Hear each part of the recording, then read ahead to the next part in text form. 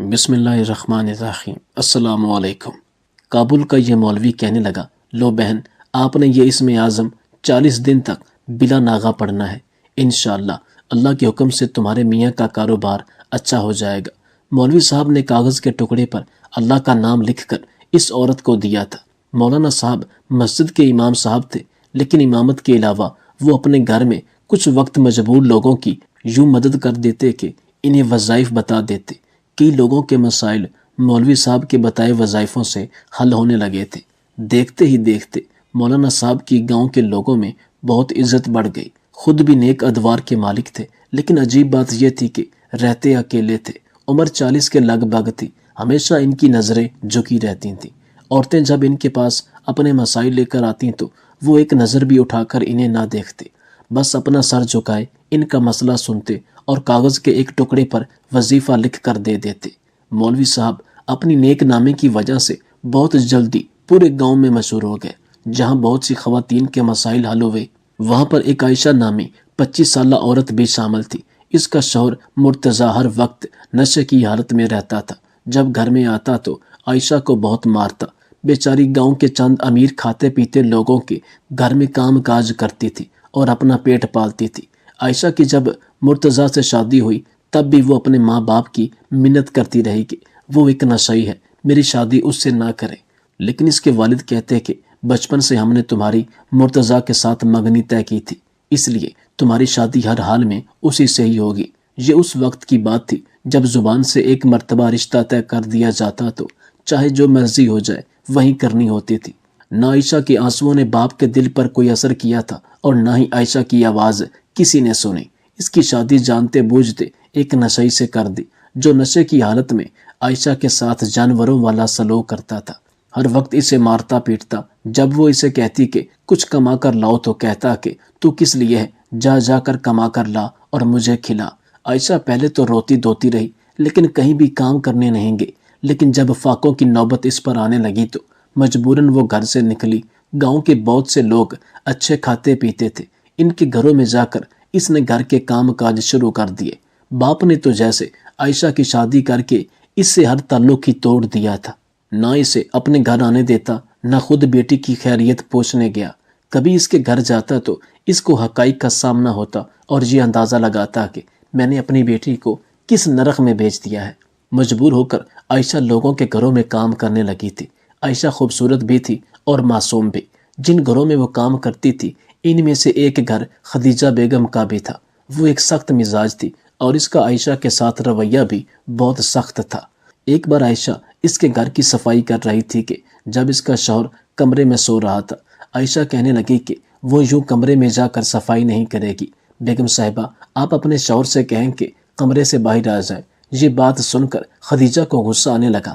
کہنے لگی، تو کیا نواب ہے جو تیری خاطر میں اپنے شوہر کی نیند خراب کروں؟ اور ویسے بھی وہ تیرے باپ کی عمر کا ہے، تجھے کیا کہے گا؟ یہ کہہ کر وہ اسے کہنے لگی، جلدی سے صفائی کر، میں ذرا پڑوس کے گھر سے ہو کر آتی ہوں۔ خدیجہ اکیلے گھر میں رہتی تھی۔ اس کے 2 بیٹے تھے اور دونوں ہی تعلیم حاصل کرنے کے سلسلے میں شہر میں ہی رہتے تھے۔ وہ دونوں میاں بیوی ہی گھر پر ہوتے تھے۔ عائشہ مجبوراً جب اس کے کمرے میں صفائی کرنے گئی تو اس کا میاں بیڈ پر لیٹا تھا، جاگ رہا تھا، سویا نہیں تھا۔ اس نے کہا، صاحب جی، مجھے کمرے کی صفائی کرنی ہے، آپ کمرے سے باہر چلے جائیں۔ لیکن بجائے کمرے سے جانے کے وہ اٹھ کر بیٹھ گیا۔ کہنے لگا، تمہاری بیگم صاحبہ کہاں ہیں؟ عائشہ نے کہا کہ وہ پڑوس میں گئی ہیں، تھوڑی دیر تک آ جائیں گی۔ یہ سننا تھا کہ خدیجہ کے شوہر کے چہرے پر ایک کمینگی سی مسکراہٹ پھیل گئی۔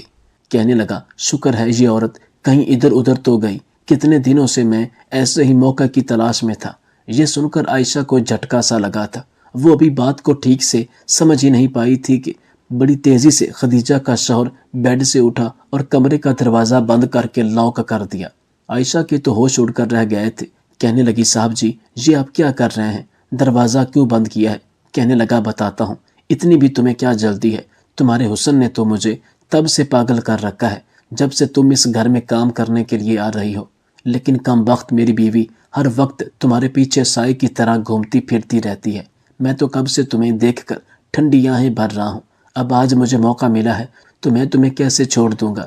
یہ بات سن کر عائشہ کی تو جیسے جان نکل گئی۔ کہنے لگی، صاحب جی، میں ایسی عورت نہیں ہوں، دروازہ کھولو۔ ورنہ میں شور مچا دوں گی۔ وہ کہنے لگا تمہاری سنے گا کون؟ ہم سب جانتے ہیں کہ تمہارا شوہر نشئی ہے، اور نشے کی لت جس شخص کو بھی لگ جائے وہ تو اپنی بیوی کا سودا کرنے سے بھی گریز نہیں کرتا۔ میں تجھے پیسوں سے تول دوں گا، تجھے رانی بنا کر رکھوں گا، تمہیں جو چاہیے میں تمہیں ہر وہ چیز مہیا کروں گا۔ میں یہ بھی جانتا ہوں کہ جب تمہارے شوہر کے پاس نشہ ختم ہو جاتا ہوگا تو وہ بھی تمہاری راتیں اپنے دوستوں کے ساتھ گزرواتا ہوگا۔ جب تم اپنے شوہر کے دوستوں کا دل بہلا سکتی ہو تو میرا کیوں نہیں؟ میں تمہیں اچھے خاصے پیسے دے دوں گا، اتنے پیسے تم نے ساری زندگی میں کبھی نہیں دیکھے ہوں گے۔ یہ کہنا تھا کہ عائشہ کے تن بدن میں آگ سی لگ گئی۔ اس نے ایک زوردار تھپڑ خدیجہ کے شوہر کے منہ پر مار دیا تھا۔ وہ غصے سے بھر گیا۔ عائشہ نے جلدی سے کمرے کا دروازہ کھولا اور باہر بھاگ گئی۔ گھر سے نکل کر وہ اپنے گھر چلی گئی۔ اس کا شوہر گھر پر چارپائی پر اوندھا لیٹا سو رہا تھا، ابھی بھی نشے کی حالت میں تھا۔ وہ اپنے گھر کا دروازہ بند کر کے وہیں بیٹھ کر پھوٹ پھوٹ کر رونے لگی کہ اس کی بھی کیا قسمت تھی۔ جس طرح کی نظریں وہ خود پر کر رہی تھی ان کا مفہوم اچھی طرح سے جانتی تھی، لیکن مجبور تھی کیونکہ اسے پیٹ بھرنے کے لیے لوگوں کے گھروں کا کام کرنا پڑتا تھا۔ شوہر کوئی کام نہیں کرتا تھا، بس دن رات نشے کی حالت میں پڑا رہتا تھا۔ نشہ ٹوٹتا تو خود کو نوچنے لگتا، پاگل ہونے لگتا، عائشہ کو مارتا پیٹتا، اس سے پیسے چھین کر لے جاتا۔ عائشہ کو اپنی زندگی سے نفرت سی ہونے لگی تھی۔ انہی دنوں اس نے مولوی صاحب کے بارے میں یہ باتیں سنی کہ وہ بہت نیک ہے، جسے وظیفہ بتاتے ہیں عورتوں کے مسائل حل ہو جاتے ہیں۔ اس نے سوچا کہ اب وہ وہیں جائے گی، مولانا صاحب سے ایسا وظیفہ پوچھے گی کہ اس کا شوہر ہر نشہ چھوڑ دے اور کام کرنے لگے۔ اسی سلسلے میں وہ اگلے روز ہی مولانا صاحب کے گھر پہنچی تھی۔ وہاں عورتوں کا تانتا بندھا ہوا تھا۔ اسے مولانا صاحب کی یہ عادت بہت اچھی لگی کہ وہ کسی بھی عورت کی جانب دیکھ نہیں رہتے، وہ سر جھکائے ان کے مسائل سنتے اور ایک کاغذ کے ٹکڑے پر ان کا وظیفہ لکھ کر دے دیتے۔ عائشہ کی جب باری آئی تو وہ پھوٹ پھوٹ کر رونے لگی۔ مولانا صاحب کہنے لگے بہن کیا مسئلہ ہے تمہارے ساتھ؟ حوصلے سے کام لو اور مجھے اپنے مسئلے کا بتاؤ۔ اس نے ساری بات بتائی۔ یہ سن کر مولانا صاحب نے کہا کہ ایسا کرو کہ تم اپنے گھر پر ہی رہو۔ وہ کہنے لگی کہ اگر میں گھر پر رہ گئی تو میرے کھانے پینے کا بندوبست کون کرے گا؟ مولوی صاحب نے کہا کہ میں کوشش کرتا ہوں، لیکن وہ نہیں جانتے تھے کہ ان کی یہ کوشش ان کے لیے وبال جان بن جائے گی۔ انہوں نے ایک کاغذ پر اسم اعظم لکھ کر عائشہ کو دیا اور کہنے لگے کہ تم اس اسم اعظم کا مغرب کی نماز کے بعد ورد کیا کرو، جلدی تمہارا شوہر راہ راست پر آ جائے گا۔ مگر اب تمہیں گھر سے باہر جا کر کام کرنے کی ضرورت نہیں۔ میں کوشش کروں گا کہ تمہارے گھر میں اس قدر راشن ڈلوا دوں تمہیں باہر جانے کی ضرورت نہ پڑے۔ عائشہ نے جب یہ سنا تو اس کے دل میں مولوی صاحب کے لیے عزت بڑھ چکی تھی۔ اس کی آنکھوں میں تشکرانہ آنسو آنے لگے۔ ایک نظر مولوی صاحب کی جانب دیکھا اور پھر انہیں ڈھیروں دعائیں دیتی ہوئی ان کا شکریہ ادا کرتی وہاں سے اٹھ گئی۔ عائشہ کو اپنے اندر ایک سکون سا محسوس ہو رہا تھا۔ گھر آئی تو شوہر بھی صحن میں بیٹھا اپنے بال نوچ رہا تھا۔ عائشہ کو دیکھ کر فوراً اس کی جانب بڑھا اور وہیں لاتوں اور تھپڑوں کی برسات کر دی۔ کہنے لگا کہ کہاں چلی گئی تھی تو؟ مجھے بھوک لگی ہے، کھانا کیا تیری ماں آ کر دے گی؟ شوہر کے منہ سے یہ بات سن کر تو عائشہ رونے لگی۔ فوراً خود کو اس سے چھڑوایا اور کہنے لگی کہ زبان سنبھال کر بات کر، مجھے کیا پتا تھا کہ تم بے وقت گھر آ جاؤ گے، ویسے تو آدھی رات تک گھر سے باہر ہی رہتے ہو۔ یہ سن کر شوہر مزید مشتعل ہو چکا تھا۔ کہنے لگا کتنے پیسے ہیں تمہارے پاس؟ سارے مجھے دو، مجھے ضرورت ہے۔ جب عائشہ نے دینے سے انکار کیا تو وہ اسے بری طرح سے پیٹنے لگا۔ اس کے رونے اور چلانے کی آوازیں آس پاس کے گھروں تک بھی سنائی دے چکی تھی۔ وہ اس سے پیسے چھین کر گھر سے نکل چکا تھا اور وہ ایک مرتبہ پھر وہیں بیٹھی رونے لگی۔ بال بکھرے، کپڑے پھٹے اور چادر ڈھلک کر جانب گری ہوئی تھی۔ یہ انسان تھا یا درندہ؟ مگر اسے یقین تھا کہ مولوی صاحب کے بتائے ہوئے ورد سے اس کا شوہر جلدی اس عادت سے باز آ جائے گا اور کمانے لگے گا۔ یہی سوچ کر وہ اندر چلی گئی۔ اگلے روز وہ مولوی صاحب کے بتائے ہوئے طریقے کے مطابق کام پر نہیں گئی تھی۔ اس کا شوہر گھر ہی نشے میں دھت پڑا تھا۔ جب اٹھا اور عائشہ کو گھر میں دیکھا تو کہنے لگا کہ تو آج کام پر نہیں گئی۔ یہ سن کر عائشہ نے نفی میں سر ہلایا کہ میں اب کام پر نہیں جاؤں گی، بلکہ تم کما کر لاؤ گے۔ اس وقت شوہر کے ماتھے پر بل آئے تھے۔ کہنے لگا کہ میں کیوں کماؤں، تم کماتی ہو اور تم ہی کماؤ گی۔ دل ہی دل میں عائشہ مسلسل مولوی صاحب کا بتایا ہوا ورد کرتی جا رہی تھی اور اسے حیرت بھی ہوئی کہ اس کے شوہر نے آج اس پر ہاتھ نہیں اٹھایا تھا۔ بلکہ وہ منہ میں بڑبڑاتا ہوا وہاں سے جا چکا تھا۔ اتنی تبدیلی بھی اس کے لیے کافی تھی۔ کچھ ہی دیر گزری تھی کہ دروازے پر دستک ہوئی۔ عائشہ نے دروازے پر جا پوچھا تو باہر مولوی صاحب تھے۔ وہ اپنے ساتھ راشن لے کر آئے تھے۔ ان کے گھر میں بھلے ہی راشن موجود نہ تھا، مگر کل جب عائشہ کو دیکھا تو مولوی صاحب نے اس کی آواز میں بہت درد محسوس کیا، اور مولوی صاحب نے خود ہی راشن کی بات کی تھی، تو مولوی صاحب نے اپنے پاس موجود جمع پونجی سے اس کے لیے راشن خریدا تھا۔ یہ دیکھ کر تو عائشہ کی آنکھوں میں خوشی سے آنسو آ گئے۔ وہ مولوی صاحب کا شکریہ ادا کرنے لگی تو مولوی صاحب یہ کہنے لگے کہ بس میرے حق میں دعا کرنا کہ خدا میری بچی کے نیک نصیب کرے۔ پھر وہ یہاں سے چلے گئے۔ اس وقت عائشہ کو حیرت ہوئی تھی۔ اس نے تو سمجھا تھا کہ مولوی صاحب اکیلے رہتے ہیں، لیکن ان کی تو ایک بیٹی بھی تھی جسے انہوں نے شاید کبھی گھر سے باہر نکلنے نہیں دیا تھا۔ آج جب عائشہ کا شوہر گھر آیا تو کافی پرسکون سا لگ رہا تھا۔ آ کر کہنے لگا کہ آج سے تم کام پر نہیں جاؤ گی، بلکہ میں خود ہی کوئی کام ڈھونڈ لوں گا۔ کب تک میں بیوی کے ٹکڑوں پر پلتا رہوں گا؟ یہ تو میری غیرت پر بات آئی ہے۔ شوہر کی یہ بات سن کر اندر ہی اندر عائشہ خوش ہوئی تھی کہ جیسے بھی صحیح، مگر اس کا شوہر راہ راست پر آ رہا تھا۔ اس کے چہرے پر مسکراہٹ دیکھ کر اس کا شوہر کہنے لگا کہ تجھے کس بات کی خوشی چڑھی ہے؟ دیکھ رہا ہوں بڑی مسکراتی پھر رہی ہے۔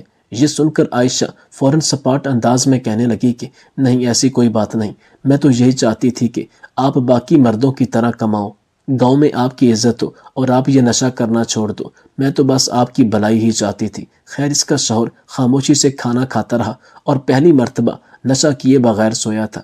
اگلے روز جلدی گھر کے کام نپٹا کر عائشہ مولوی صاحب کے ہاں جانے کے لیے نکلی تاکہ انہیں بتا سکے کہ ان کے بتائے ہوئے عمل سے اس کا شوہر سدھرتا جا رہا ہے۔ جیسے ہی وہ مولوی کے گھر میں آئی تو آج اتوار کا دن تھا، اور اتوار کے روز مولوی صاحب کسی کی بھی روحانی مدد نہیں کیا کرتے تھے، مگر عائشہ تو ان کا شکریہ ادا کرنا چاہتی تھی۔ اس نے دروازے پر دستک دی تو کچھ دیر بعد مولوی صاحب نے خود ہی دروازہ کھولا۔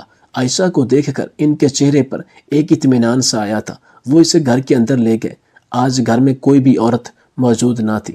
عائشہ چلتی ہوئی باہر صحن میں آئی تو مولوی صاحب اسے اندر کمرے میں لے گئے۔ عائشہ جب کمرے میں گئی تو اندر کا منظر دیکھ کر اسے ایک جھٹکا سا لگا تھا۔ سامنے مولوی صاحب کی 17 سالہ بیٹی فرش پر بیٹھی تھی۔ اس کے سامنے سوکھی روٹی کے چند ٹکڑے تھے اور وہ پانی میں بھگو کر کھا رہی تھی۔ شاید وہ تھوڑی ذہنی معذور تھی، کیونکہ جس طرح وہ بیٹھی تھی اور پھر روٹی کے نوالے منہ میں ڈال رہی تھی، ایسا لگ رہا تھا جیسے اس کا ذہنی توازن ٹھیک نہ ہو۔ مولوی صاحب کہنے لگے کہ میری کل کائنات میری بچی ہے، یہ ذہنی طور پر تھوڑی کمزور ہے۔ اس کی پیدائش پر ہی میری بیوی مجھے چھوڑ کر چلی گئی تھی۔ یہ سن کر تو عائشہ کو حیرت ہوئی تھی، مگر اس بچی کو جب عائشہ نے بڑی مشکل سے سوکھے نوالے چباتے دیکھا تو دل میں چبھن سی اٹھی تھی۔ مولوی صاحب نے عائشہ کے گھر راشن ڈلوا دیا تھا، مگر خود وہ اور ان کی بچی کئی روز کی پڑی سوکھی روٹی کھا رہے تھے۔ یہ دیکھ کر عائشہ کی آنکھوں میں آنسو آ چکے تھے۔ اس کی نظروں میں تو مولوی صاحب کسی فرشتے سے کم نہیں تھے۔ وہ کہنے لگی کہ مولوی صاحب، اگر آپ کے حالات اتنے تنگ تھے تو آپ مجھے نہ دیتے، میں کسی نہ کسی طرح کام کر لیتی۔ مگر مولوی صاحب نے فوراً ہاتھ اٹھا کر اسے خاموش کروا دیا۔ کہنے لگے کہ نہیں، تم میری بیٹیوں جیسی ہو اور یہ میرا فرض بنتا تھا۔ مجھے جیسے ہی پیسے ملیں گے تو میں اپنے گھر بھی ڈلوا لوں گا۔ اس کے بعد انہوں نے ایک کاغذ پر مزید کچھ لکھ کر دیا اور عائشہ سے کہنے لگے کہ تم 5 وقت کی نماز باقاعدگی سے پڑھو اور ان پر عمل کرو، خدا تمہارے شوہر کو ہدایت دے گا اور وہ بہت جلد راہ راست پر آ جائے گا۔ یہ سن کر عائشہ خوش ہوئی تھی اور پھر ان کا شکریہ ادا کرتی ایک نظر اس بچی پہ ڈالتی گھر سے باہر نکلی۔ اس نے تو یہی سوچا تھا کہ وہ گھر جا کر سب سے پہلے آدھا راشن مولوی صاحب کو واپس کر دے گی۔ اس کی آنکھوں میں آنسو تھے، وہ رو رہی تھی کیونکہ اس نے منظر ہی کچھ ایسا دیکھا تھا۔ کوئی اس قدر بھی آج کے زمانے میں اچھا ہو سکتا ہے؟ وہ جیسے ہی گھر سے باہر نکلی تو گلی میں ایک لڑکا کھڑا تھا جس نے عائشہ کو روتے ہوئے دیکھ لیا۔ جیسے ہی اس لڑکے کی نظر عائشہ پر پڑی تو عائشہ نے فوراً اپنا چہرہ چھپا کر اپنے گھر کو جانے لگی۔ وہ لڑکا محلے کے اوباس لڑکوں میں سے ایک تھا، جیسی سوچ تھی ویسا ہی سمجھ سکتا تھا۔ اس نے یہ بات اپنی چند دوستوں کو بتائی کہ آج تو مولوی صاحب کسی کو دم نہیں کرتے اور نہ ہی تعویذ لکھ کر دیتے ہیں، تو پھر جوان جہاں لڑکی ان کے گھر سے روتی ہوئی کیوں نکل رہی تھی؟ آخر یہ کیا چکر ہو سکتا ہے؟ سبھی اسی بات پر پہنچے کہ جب کوئی بھی عورت روتے ہوئے نکلے تو ایک ہی مطلب ہو سکتا ہے کہ مولوی صاحب نے یقیناً تنہائی کا فائدہ اٹھایا ہوگا اور آج ایک نئے طریقے کا دم ڈال دیا ہوگا۔ یہ لڑکے آپس میں باتیں کرتے اور بہت زیادہ ہنس رہے تھے۔ کوئی کہتا کہ مولوی صاحب بھی کافی دنوں سے اسی کی تلاش میں تھے کہ کوئی عورت اکیلے میں ملے، کیونکہ ان کی بیوی تو ان کو کب کی چھوڑ چکی ہے۔ دوسرا لڑکا کہنے لگا کہ مولوی صاحب کا کوئی قصور بھی تو نہیں ہے، یہ ایسی باتیں کرتے اپنی محفل میں رنگ جما رہے تھے۔ بس پھر کیا تھا، یہ خبر پورے گاؤں میں جنگل کی آگ کی طرح سے پھیلنے لگی کہ مولوی صاحب نے عائشہ کے ساتھ بدکاری کی ہے۔ عائشہ اس بات سے انجان گھر میں عصر کی نماز پڑھ رہی تھی کہ جب اس کا شوہر غصے سے گھر میں داخل ہوا۔ پورے گاؤں میں بدنامی ہو رہی تھی، ہر کوئی اس کے شوہر کو بڑی عجیب نظروں سے دیکھ رہا تھا۔ وہ منہ چھپاتا غصے سے گھر پہنچا تو عائشہ نماز پڑھ رہی تھی۔ اس نے نماز پڑھتی ہوئی عائشہ کا بھی لحاظ نہ کیا، بلکہ وہیں سے اس کا گلا دبوچ کر گھسیٹتا ہوا ایک جانب لے گیا۔ عائشہ کو تو غصہ آ چکا تھا۔ وہ اپنے شوہر کو پہلی مرتبہ دور جھٹک کر کہنے لگی کہ تمہارا دماغ تو ٹھیک ہے، میں نماز پڑھ رہی تھی اور تمہیں خدا کا ذرا بھی خوف نہیں۔ وہ بھی بول ہی رہی تھی کہ اس کے شوہر نے زناٹے دار تھپڑ اس کے منہ پر دے مارا۔ کہنے لگا کہ کمینی عورت، تو میری عزت اس مولوی کے ساتھ اچھال کر سمجھتی ہے کہ کسی کو کچھ پتہ نہیں چلے گا۔ تب ہی میں کہوں کہ ان دنوں تیرے چہرے پر اس قدر مسکراہٹیں کیوں ہیں، تو خوش کیوں رہنے لگی ہے، اور اب نماز پڑھ کر 100 چوہے کھا کر بلی حج کو چلی والا حساب کر رہی ہے۔ وہ ساتھ ساتھ پوری قوت سے عائشہ کو تھپڑ مار رہا تھا اور ساتھ اسے باتیں سنا رہا تھا۔ عائشہ تو کچھ سمجھ ہی نہ پائی تھی۔ جب اس کے شوہر نے اسے بتایا کہ پورے گاؤں میں یہ بات مشہور ہو چکی ہے تو عائشہ کا تو سانس ہی رک چکا تھا۔ وہیں دوسری جانب مولوی صاحب اپنی بیٹی ہنا کو قرآن مجید کا درس دے رہے تھے۔ وہ اپنی توتلی زبان میں ان کے پیچھے پڑ رہی تھی کہ جب انہیں اپنے گھر کے باہر شور شرابے کی آواز آئی، پہلے تو وہ کچھ سمجھ نہ سکے، پھر کچھ سوچتے ہوئے جب گھر کے دروازے کے پاس آئے تو باہر سے جو آوازیں سنیں ان کا تو دل کانپا تھا۔ استغفار کا ورد کرتے ہوئے دروازے سے پیچھے ہٹ گئے۔ یہ لوگ کیسی باتیں کر رہے تھے، ان کا خدا گواہ تھا، ایسی کوئی بات ہی نہ تھی۔ تو پھر یہ گاؤں والے اس قدر بدگمان کیسے ہو سکتے تھے؟ دروازہ کھٹکھٹانے لگے مگر انہوں نے دروازہ نہ کھولا اور واپس کمرے میں چلے آئے۔ ان کی بیٹی بار بار ان کا چہرہ دیکھ رہی تھی اور پوچھ رہی تھی کہ ابا باہر کون لوگ ہیں، اس قدر شور کیوں ہے، مگر وہ کچھ بول ہی نہ پائے۔ کچھ ہی دیر بعد یہ خبر گردش کرنے لگی کہ عائشہ نے خودکشی کر لی ہے۔ لوگ مولوی صاحب کے دروازے سے ہٹ کر عائشہ کی جانب دوڑے۔ جب دیکھا گیا تو وہ صحن میں لگے درخت کے ساتھ جھول رہی تھی، جبکہ اس کا شوہر ایک جانب بیٹھا سکتے کی کیفیت میں تھا۔ سب لوگوں نے یہی کہا کہ گاؤں میں جو چرچا ہو رہا تھا وہ سن کر ہی اس نے خودکشی کی، جبکہ حقیقت سب ہی جانتے تھے کہ اس کا شوہر ہی غیرت کے نام پر اس کا قتل کر چکا ہے اور ظاہر یہ کر رہا ہے کہ اس نے خودکشی کی ہے۔ گاؤں کے لوگ بھی اس کے شوہر کے ہی حمایتی تھے۔ کہنے لگے کہ یہ جیسا بھی تھا مگر کبھی ایسا غلط کام تو نہ کیا جتنی یہ گھٹیا نکلی۔ گاؤں کے مرد کہنے لگے کہ ان سب کا ذمہ دار وہ مولوی ہی ہے جو کتنی ہی عورتوں کی زندگیاں برباد کر چکا ہوگا اور اب نہ جانے اگلا کس کا شکار کرے گا۔ یہ سن کر تو سبھی عورتیں گھبرا چکی تھیں۔ وہیں ان عورتوں کے مرد جن کو پتا تھا کہ ان کی بیویاں مولوی صاحب کے پاس جایا کرتی ہیں، وہ سب ہی اپنی بیویوں کو شک کی نگاہ سے دیکھنے لگے تھے۔ ایک عجیب سی فضا ہو چکی تھی۔ گاؤں کے سارے مرد بفر چکے تھے۔ کہنے لگے کہ ہم بھی بیوی بیٹیوں والے ہیں، کل کو یہ مولوی مزید ہماری آنکھ میں دھول نہ جھونک سکے۔ ارے ہم تو مسجد میں اس جیسے شخص سے امامت کروا رہے تھے جو کہ اس قدر بد کردار ہے۔ سب کا رخ مولوی صاحب کے گھر کی طرف تھا۔ کہنے لگے کہ ہم اس سے بدلہ لیں گے، انہوں نے ہمارے گاؤں کی بیٹی کو موت کے گھاٹ اتروا دیا، ہماری عزت پر حرف آیا ہے، ہم ان کی عزت کے ساتھ بھی اب ایسا ہی کریں گے۔ یہ کہہ کر وہ سب ہی مولوی صاحب کے گھر کا دروازہ توڑ کر اندر داخل ہو چکے تھے۔ مولوی صاحب تو گھبرا گئے، کمرے سے باہر نکل آئے۔ گاؤں کے کچھ ہی لوگ جانتے تھے کہ مولوی صاحب کی ایک بیٹی بھی ہے۔ وہ سب ہی مولوی صاحب کو پکڑ کر ان کی تذلیل کرتے ہوئے ان کے کپڑے پھاڑنے لگے تو مولوی صاحب انہیں یقین دلانے لگا کہ اس نے ایسا کچھ بھی نہیں کیا، وہ تو اپنے شوہر کی عادات کی وجہ سے تنگ مجھ سے تعویذ لینے آئی تھی۔ مگر وہ لوگ تو انتہائی گندی زبان استعمال کرنے لگے۔ تبھی کچھ لوگ مولوی صاحب کے کمرے کا سامان باہر پھینکنے کے لیے اندر گئے کہ آج ہی اس مولوی کو یہاں ذلیل کرنے کے بعد اس گاؤں سے نکال دیں گے۔ تو اندر مولوی صاحب کی بیٹی بیٹھی تھی۔ انہوں نے نہ آؤ دیکھا نہ تاؤ مولوی صاحب کی بیٹی کو گھر سے گھسیٹ کر باہر لے جانے لگے۔ ایک کوہرام سا مچا تھا۔ मौलवी साहब अपने सर पर बांधी हुई सफ़ेद पगड़ी उतार कर इन लोगों के कदमों में फेंक चुके थे। कहने लगे कि खुदारा मेरी बेटी को छोड़ दो, इसने किसी का कुछ नहीं बिगाड़ा, तुम लोग सिर्फ और सिर्फ मुझ पर बहतान लगा रहे हो। मगर इन लोगों ने मौलवी साहब को मार मार कर वहीं छोड़ दिया और इनकी बेटी को वहां से लेकर चले गए। मौलवी साहब लहूलुहान होकर गिर चुके थे। बहुत कोशिश की कि उठ के इन लोगों के पीछे जाएं, मगर ना जा सके। वहीं दूसरी जानिब मौलवी साहब की बेटी को गांव के बीच चौराहे पर गिरा दिया गया। वो एक टांग से माजूर, ज़हनी तौर पर कमजोर बच्ची रोने लगी। मारे खौफ के औरतों के पीछे छुप रही थी, मगर औरतें इसे बीच चौराहे में बिठाकर कोई पत्थर मारता तो कोई गंदा कीचड़ उठाकर इस पर फेंकता। किसी ने तो काली स्याही लाकर इसके मुंह पर माल दी तो कोई इंतहा दर्जे की घटिया गालियां देने लगा। एक औरत कहने लगी कि तेरा बाप इसी काबिल है, लोगों ने इस बच्ची को बहुत मारा। ये सब वो बच्ची सह ना सकी और वहीं पर दम तोड़ गई। लोगों ने जब बहुत देर तक इसकी तजलील कर ली और जान गए कि वो मर चुकी है तो बड़ी ही सफाकियत से इसका मुर्दा वजूद उठाकर इसके घर देने गए। मगर जैसे ही घर को खोला तो सामने का मंजर देखकर इनके होश उड़े थे।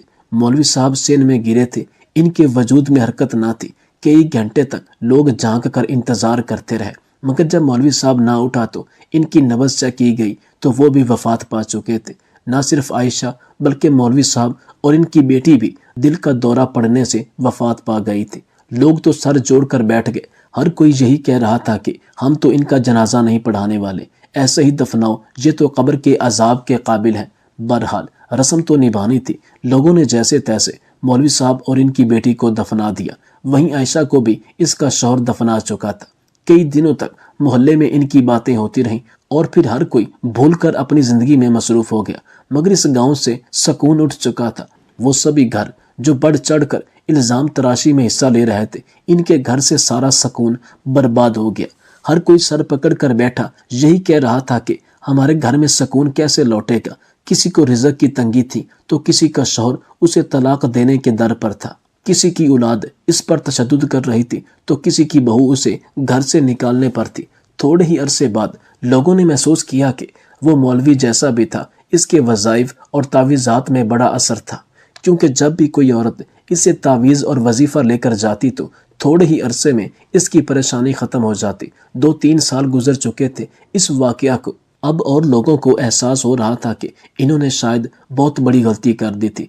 लोग एक दूसरे पर मलबा डाल रहे थे और जब खबर फैलाने वाले लड़के को बुलाकर इससे एक मर्तबा फिर पूछा गया तो इसने कहा कि आयशा रोते हुए मौलवी साहब के घर से निकली थी, बाकी मुझे किसी बात का नहीं पता और ना ही मैंने अपनी आंखों से देखा था।